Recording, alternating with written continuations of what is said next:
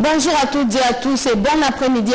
Ce journal, la visite d'inspection du chef de l'État sur la route Kalamba-Mbouji. Les travaux ont été amorcés. Le chef de l'État s'est dit satisfait après avoir parcouru 25 km de route. C'est avant d'échanger avec les forces vives du Kasaï central. Nous vous proposons à présent sa visite à la route Kalamba-Mbouji. Au sujet de la route Kananga-Kalamba-Mbouji, tout a été dit sur les travaux de sa réhabilitation. Le président de la République a ainsi consacré l'après-midi de la journée des nativités à l'inspection de cette route dite de l'espoir. On l'appelle route de l'espoir et même route du salut. Pour la population de la province du Kasaï central, c'est une véritable route pour le salut parce que cette route, à l'époque où elle était praticable, elle permettait à ce que cette population puisse acquérir des biens, que ce soit des biens de première nécessité. L'essentiel du coût de la vie était assez bas. Le chef de l'État, Félix-Antoine Tshisekedi Tshilombo, a parcouru 25 km sur la route nationale numéro 1 jusqu'au village Matamba, qui constitue en même temps le point de départ de la route Kalamba-Mbouji, puis s'est dirigé vers l'usine de concassage, site de production de gravier et de béton armé. Tous les détails de son fonctionnement ont été donnés au président de la République. La base de vie des entreprises chinoises était la dernière étape de son inspection. Accompagné du ministre des Infrastructures, Travaux publics et Reconstruction, le chef de l'État a vu le premier tronçon asphalté de la route Kalamba-Mbouji et a reçu d'amples explications des entreprises chinoises ayant repris ces chantiers depuis le mois de septembre de cette année. Interrogé au sujet de l'évolution des travaux, le ministre des ITPR, Alexis Guissaro, a annoncé que d'ici juin 2025, les 230 km de la route dite de l'espoir seront rendus praticables en attendant les grands travaux d'assainissement et de la pose des bitumes. Nous voulons rassurer la population que cette route va être réalisée. Et nous prenons rendez-vous avec la population du Kasaï central en juillet 2027. Juillet 2027, ça veut dire à peu près dans 2 ans et demi, ces travaux seront totalement achevés, c'est-à-dire que la route sera bitumée. Mais avant ça, nous avons estimé, compte tenu de la demande pressante, du besoin de la population, nous avons convenu avec l'entreprise que d'ici 6 mois, c'est-à-dire au mois de juin 2025, que cette route soit rendue praticable. Pour rappel, lors de son arrivée à Kananga mardi, le président de la République s'adressant à ses concitoyens s'était engagé d'achever la construction de cette route avant la fin de son mandat. L'eau, l'électricité et les routes, bref, les bien-être social, c'est en ces termes que l'archevêque de Kananga, Monseigneur Félicien Tamboué, s'est exprimé au nom de la population dans son homélie de la messe de la Nativité, messe à laquelle a pris part le couple présidentiel. C'est un reportage de Guilain Kabalundi et Pierre Mifouba. Au deuxième jour de son itinérance à Kananga, c'est à la paroisse Saint-Clément du chef-lieu du Kasaï central que le chef de l'État a débuté sa journée. La messe de Noël de ce 25 décembre 2024 a drainé de nombreux fidèles dans cette cathédrale. Et l'entrée du couple présidentiel a été très ovationnée. Ce culte spécial de la Nativité du Christ était festif.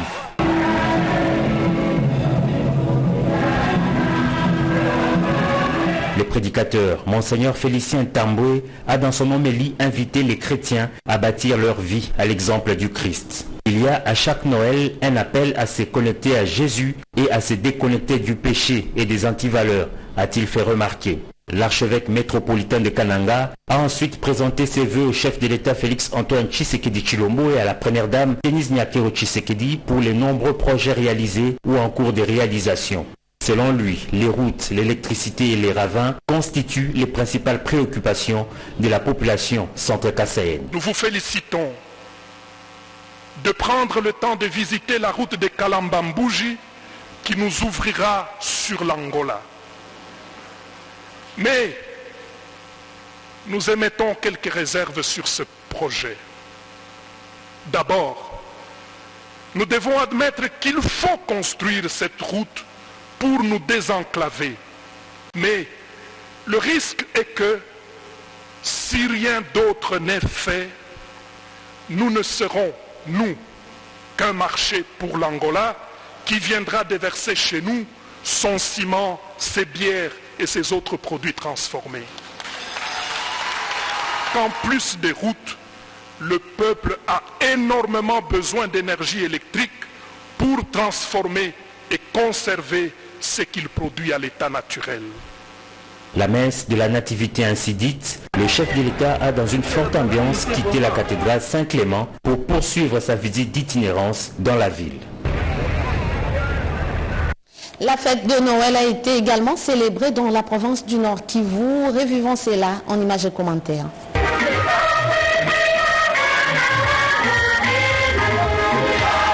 Célébration de la nativité de Jésus-Christ en province du Nord Kivu, dans l'enceinte de l'école de la paix, Floribert Bouanachui, à Mugunga, devant les déplacés de guerre, notamment les enfants déplacés, des vieillards et d'autres chrétiens du diocèse de Goma. Dans son homélie, l'évêque du diocèse de Goma a appelé les déplacés de guerre de vivre l'amour selon la volonté de Dieu en disant non au péché. Les déplacés de guerre présents à cette messe d'action de grâce pour la fête de Noël ont été satisfaits de l'évangile qui leur redonne, selon eux, un espoir après un long moment de souffrance dans leur site.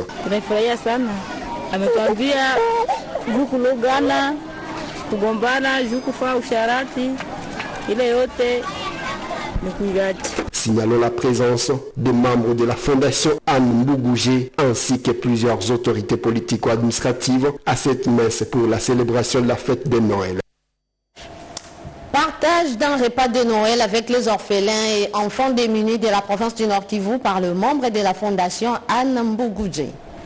La Fondation Anne Mbugougé, en collaboration avec la communauté Sainte Judio, ont préparé et partagé un repas de Noël avec des déplacés de guerre du site Sam-Sam. C'est notamment les enfants, les vieillards et d'autres vulnérables de ces sites de Mugunga. C'est après une messe d'action de grâce dite par Monseigneur Wilingu Mingengele, le porte-parole de la Fondation Anne Mbugougé, femme.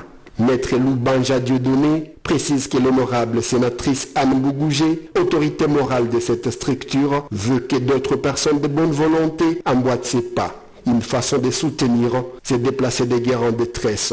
La sénatrice avait décidé de partager un repas de Noël avec les enfants et les vieillards.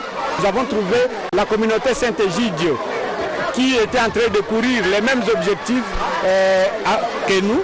Et nous avons décidé d'appuyer cette communauté, avancer avec eux. Nous avons mis les acquis ensemble pour que nous puissions ensemble faire une activité qui a sa couleur. Les déplacés du site Sam-Sam n'avaient aucun autre espoir pour bien passer ces moments de festivité. Certaines femmes prouvent leur satisfaction face à ces gestes de solidarité. Le mari a déjà pris fuite il y a 4 mois. Je mangeais difficilement. Que Dieu bénisse les initiateurs de cette activité. Je me sens à l'aise avec mes petits-fils. Je n'avais rien pour cette fête de Noël. Mais aujourd'hui, je viens de manger. Disons que la Fondation Anne Mbugougé prévoit d'autres activités en faveur des personnes vulnérables dans les jours à venir. La population du Nord Kivu ne jure que pour la paix. C'est ce qui justifie cet appel à l'unité, la paix et action de grâce en mémoire des victimes de la guerre d'agression rwandaise contre la République démocratique du Congo. Suivez. Il a combattu le bon combat, mais son combat s'est achevé de manière tragique à la suite des tortures subies des rebelles et agresseurs ougandais dans l'est de la RDC, favorisés par la trahison de certains compatriotes, et ce, à cause de son attachement à la patrie et sa loyauté au symbole de la nation congolaise. Alors, Mzee Laurent Désiré Kabila, l'honorable Désiré Lumbu Lumbu, véritable patriote, défenseur des intérêts du Congo, décédé en 1999. 25 ans après, sa famille biologique, spécialement les communautés de la partie est du pays, dans le Nord Kivu, pensent qu'il est temps d'élever ses dignes fils au rang de héros national, ses frères et sœurs, et revivent des pleurs et la gloire de son combat. La sollicitation pour faire de lui un héros national a été adressée au président de la République. À l'occasion du 25e anniversaire de sa disparition, autant que tous les autres héros, il est de ceux de première heure qui ont accepté de sacrifier leur vie pour l'intérêt de la nation. Et pour ce faire, nous avons pensé 25 ans après de solliciter du président de la République que l'honorable Désiré Lumbu Lumbu, Monsavou Limutanava d'heureuse mémoire, soit reconnu par voie d'ordonnance dans l'une des catégories des héros Kabila Lumumba. Les témoignages de ses proches sont encore encourageants pour les communautés et la génération future. Et dans la province du Kwilu, l'évêque d'Idiofa, Monseigneur José Mokoe Kanga, a célébré la fête de Noël avec les enfants. Suivez.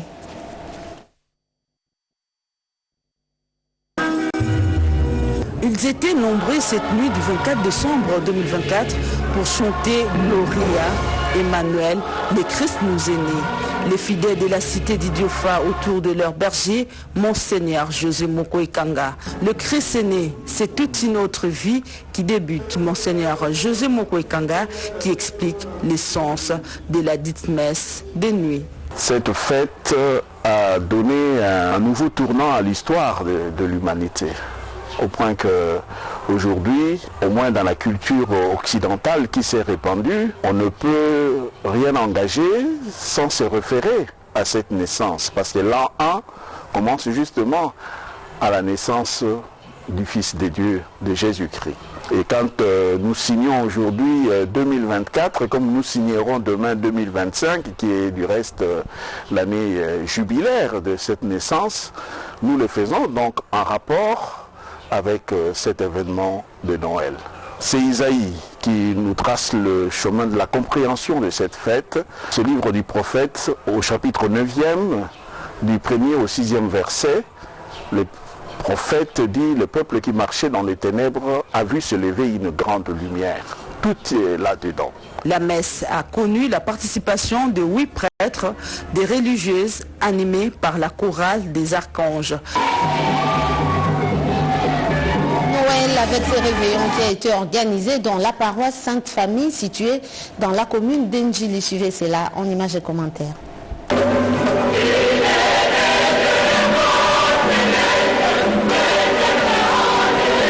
À la paroisse Sainte-Famille d'Endjili, la chanson Gloria annonçant la naissance de l'enfant Jésus a accompagné l'Eucharistie de Noël. L'abbé Christian Makiessé et l'abbé Chrysostome, les deux vicaires, se sont partagés 2 messes du jour. Les fidèles ont reçu le message divin centré sur Jésus-Christ, l'homme qui vient de nous apporter la lumière dans le monde. Comme nous venons, n'est-ce pas, de célébrer la messe de Noël, le message fort est que Noël, c'est la lumière qui est venue dans le monde. Et voilà, les évêques membres de la SENCO, ils ont, n'est-ce pas, pris soin de nous envoyer un message musclé pour pouvoir dire au peuple de Dieu de garder l'espoir, car l'espoir ne trompe jamais. Jésus qui est la lumière qui est venue dans ce monde va devoir nous apporter ce que notre cœur désire, ce dont nous avons besoin pour notre bien-être et pour un vivre ensemble meilleur. Autre chose, l'atelier de chant sur les procédures de suivi par les entreprises publiques a été ouvert à Kinshasa. Suivez cela en images et commentaires. La problématique des procédures suivies par les entreprises publiques pour la cession, la modération, l'option. Au centre d'un atelier organisé à Lubumbashi, du 23 au 24 décembre 2024, par le secrétariat technique de l'initiative pour la transparence des industries extractives. Ici, RDC, Madame Aurélie Anamonga Kitete, membre de la société civile, parle des problèmes relevés au cours de cet atelier supervisé par le coordonnateur national de l'ITIE RDC, Jean-Jacques Kayembe. Depuis 1997, nous savons comment est-ce que nous sommes passés par une période très sombre. Nous avons été obligés de négocier des contrats dans la précipitation, dans le but de renflouer les caisses de l'État. Voilà un peu la cause qui nous a menés à ces sessions, parce que nos entreprises n'avaient plus la capacité de gérer les gisements qu'ils possédaient. Les infrastructures qu'ils avaient sont devenues obsolètes face à la technologie actuelle. Nous demandons à ce que, avant toute session, qu'il y ait des études préalables qui puissent certifier nos gisements. D'autres participants, pour la plupart représentants des entreprises étatiques, des entreprises du portefeuille et de la société civile, parlent de l'impact direct des amodiations, cessions, options, en plus des remèdes proposés. C'est grâce à l'appui logistique de la Banque mondiale, via les projets COREF encore, que ces travaux se tiennent, dont le seul but d'éclairer la lanterne de la communauté sur la gestion des entreprises publiques en République démocratique du Congo. Infrastructure à présent, le projet Tchilégelou qui consiste à la réhabilitation et modernisation des infrastructures des bases vient d'être lancé dans la ville de Tchikapa, province du Kasaï. Le lancement de ces projets est intervenu en présence du gouverneur Crispin Mukendi. Enfin, le projet Tchilégelou, qui était un rêve, est devenu une réalité au Kasaï. Telle est la confirmation du gouverneur Crispin Mukendi Bukasa, qui a procédé au lancement de travaux du dit projet à Tchikapa, chef-lieu du Kasaï. Devant une foule en liesse, le chef de l'exécutif provincial qui a lancé ces travaux au nom du chef de l'État Félix-Antoine Tshisekedi a révélé que ces travaux doivent s'effectuer sur toutes les avenues ciblées qui seront réhabilitées et asphaltées par la société JMS. Ce projet qui a peiné pendant plusieurs années, aujourd'hui ce projet est une réalité. Je vais moi-même, au nom du président de la République, lancer le début des travaux ce 24 décembre 2024. C'est parti et d'ici peu, toutes les avenues de la ville de Tchikapa seront embellies. Et au nom du chef de l'État, je rassure la population de la province du Kasaï, la population de la ville de Tchikapa, et chez les jeunes, c'est une réalité. Ils vont vivre ça. Notons, à la fin de ces travaux, la ville de Tchikapa sera habillée d'une nouvelle robe et verra ses 15 km de route embellis. Le ministre des Ressources hydrauliques, le professeur Teddy Luamba Mouba, a visité la centrale thermique de Kananga et l'usine de traitement et captage d'eau de la régie des eaux de la province du Kasaï oriental, du Kasaï central. Prendre ses enseignants en charge depuis l'engagement de la Banque mondiale à travers le projet PAF. Après son cri d'alarme, le lycée d'Isanka, une école publique catholique située dans la commune de Djibumba 1, vient de trouver un sourire. Il s'agit de l'enveloppe importante de 45 millions de francs congolais, remise ce samedi par le gouverneur de province, Maître Crispin Mukendi Bukasa, dont du gouvernement provincial. Cette somme permettra aux responsables de cette institution scolaire de prendre en charge leurs enseignants afin de ne pas sécher les cours. Ces gestes posés par l'autorité provinciale, Maître Crispin Mukendi, signifient son engagement à accompagner la vision du chef de l'État qui prône la gratuité de l'enseignement. J'ai préféré me déplacer personnellement pour venir payer le frais nécessaire pour que notre conférence ne ferme pas. Depuis le mois de septembre jusqu'à aujourd'hui, la Banque mondiale n'a pas daigné encore décaisser le fonds pour financer ce projet important de la prise en charge des études de nos filles.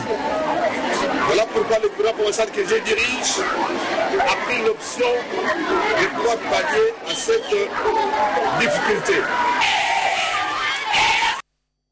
Le syndicat national des techniciens en développement rural et travailleurs du Congo vient d'être installé dans la province du Congo central. Rodépanda nous en parle. Désormais, le syndicat national des techniciens en développement rural et travailleurs du Congo se dote d'une coordination provinciale dans le Congo central et d'un comité de base de toutes les divisions provinciales. L'équipe a été installée à l'issue de l'Assemblée générale et la formation des renforcements des capacités sur le syndicalisme, l'éthique et la déontologie du Code du travail. Et c'est dans le but de défendre et protéger les droits des travailleurs dans le secteur du développement rural à travers le pays. Le sénateur de conseil dit qu'il doit implanter les comités de base partout. Les syndicats, c'est une organisation professionnelle des agences et cadres d'une administration qui s'organisent pour revendiquer les meilleures conditions de travail de leurs membres. De son côté, Lydie Mukanda, coordonnatrice provinciale d'INADETERCO Congo central, a relevé l'importance de cette assemblée générale et promet de travailler pour conquérir cette partie de la RDC lors des élections sociales prochaines.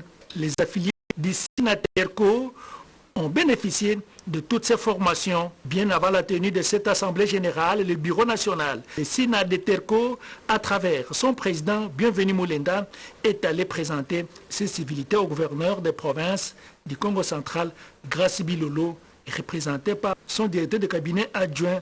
Le SINADETERCO est représenté dans 24 provinces et 110 territoires de l'ensemble du pays.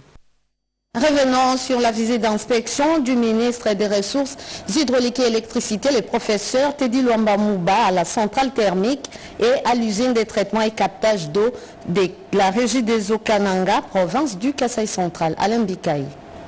Parmi les principaux problèmes posés par la population des Kananga au chef de l'État figurent les manques d'eau et d'électricité. Le ministre de ce secteur, professeur Teddy Luamba, a effectué une descente d'inspection dans les installations de la Régie des eaux et de la SNEL pour des solutions idoines.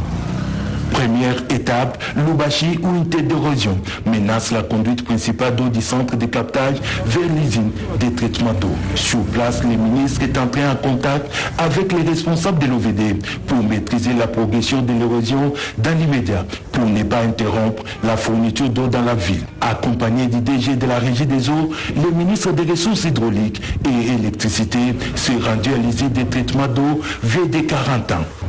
Ici, Teddy Luamba s'est intéressé aux équipements. En homme de terrain, Teddy Luamba s'est rendu également au site de la centrale photovoltaïque de Lancer à l'aéroport de Kananga. Ici, c'est un cas pilote où nous avons une centrale photovoltaïque qui prend en charge la desserte en électricité de l'aéroport de Kananga. L'avantage, c'est que l'accompagnement dans ce secteur nous permet à ce que nous puissions avoir des sources pérennes en termes de fiabilité des dessertes. La centrale thermique de la SNEL a constitué la dernière étape de sa ronde de ce 25 décembre, jour de Noël. Nous sommes venus constater par nous-mêmes les difficultés qui sont éprouvées ici à Kananga. Nous avons des machines qui ont atteint l'âge de la vieillesse, qui devraient en principe être renouvelées, et aussi voir quelles sont les interventions que l'on peut faire dans ce secteur. À la suite de ces descentes, des fortes décisions ont été prises pour l'autonomisation énergétique des sites de production d'eau et d'autres sites stratégiques de la ville. Et puis cette question dans ce journal, que pense la population de Mbuji-Mayi, province du Kasaï oriental, sur les réformes constitutionnelles? La réponse à travers ces reportages. Dans le chef-lieu de la province du Kasaï oriental, le président est annoncé, parmi de questions dans toutes les lèvres de la population, le changement de la Constitution. Même ces géants panneaux affichent déjà la volonté d'un peuple qui veut une Constitution taillée selon les intérêts de la nation. Ici sur le boulevard Laurent Désiré Kabila, 6 cadres de la lutte de jeunes de l'IDPS discutent sur la réforme constitutionnelle. Une réforme qui remonte selon leur dire à la promesse faite par Etienne Tshisekedi Wamulumba aux Congolais. Il nous a dit, une fois IDPS au pouvoir, nous allons changer la constitution. Et cette constitution actuelle, nous avons appelé ça comme étant un acte de vente. Et s'il s'agit d'une révision, ça c'est la révision totale de la constitution. Pour qu'on puisse introduire un article qui dit que toute personne qui a touché aux armes ne peut pas avoir un mandat, ni électif, ni nominatif. Volonté d'un peuple, un peuple qui adhère à la vision de son président. Ces actions telles que la modernisation de routes symbolisent son attachement. Le président est, pour voter président, président Zongeli Masolo, tout le monde a banzé le coudron, tout le monde changement belé. Banzele c'est comme plus de 8. Mbuji-Mayi donne déjà le décor de ce que la population attend du garant de la nation. Une constitution faite par de Congolais et pour de Congolais. Parlons encore de l'énergie dans ce journal avec les paiements des factures de la Régie des eaux par voie électronique qui a été lancée dans la province du Kasaï.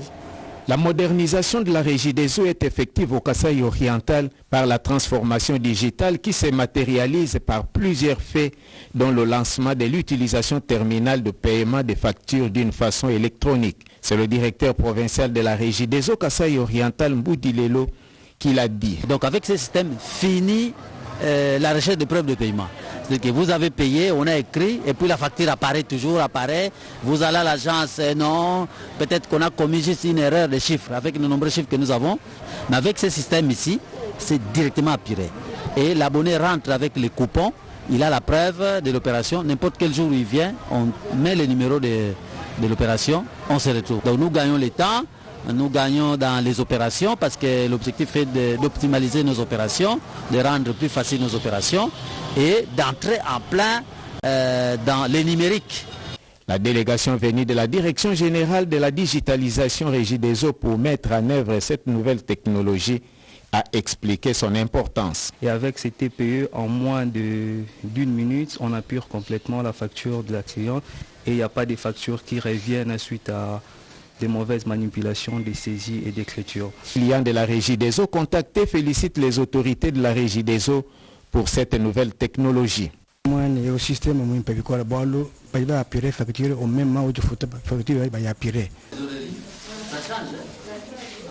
Place à la revue des presses, une sélection de Jean-Pierre Ndolo Demazou.